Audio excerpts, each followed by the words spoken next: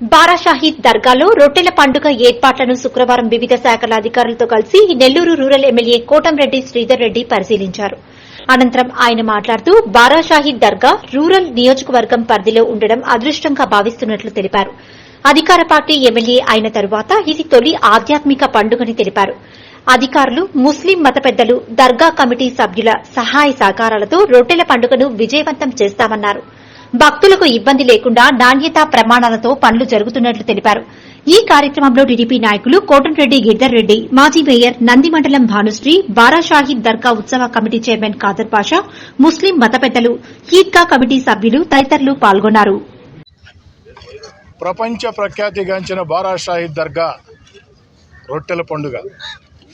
ప్రపంచ ప్రఖ్యాతిగాంచిన బారా షాహీద్ దర్గా నెల్లూరు రూరల్ నియోజకవర్గంలో ఉండటం నా అదృష్టంగా నేను భావిస్తూ ఉన్నా.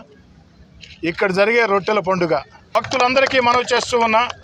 17వ తారీఖు నుంచి బారా షాహీద్ దర్గాకు వచ్చే భక్తులకి ఎలాంటి ఇబ్బందులు లేకుండా అన్ని రకాల ఏర్పాట్లు చేయడం జరిగింది. ఏ ఒక్క చిన్న ఇబ్బంది కూడా ఉండదు. అనేక రకాల కార్యక్రమాలు ఉంటాయి. ప్రతి ఒక్కరు కూడా దీంట్లో పాల్గొవాలని, ఏ ఒక్కరికి ఏ చిన్న ఇబ్బంది వచ్చినా నేరుగా నాకు కానీ దర్గా కమిటీ సభ్యులకి, చైర్మన్కి, అధికారులకి ఎవరికైనా ఫోన్ చేయొచ్చు అని చెప్పని కోరుకుంటున్నాను.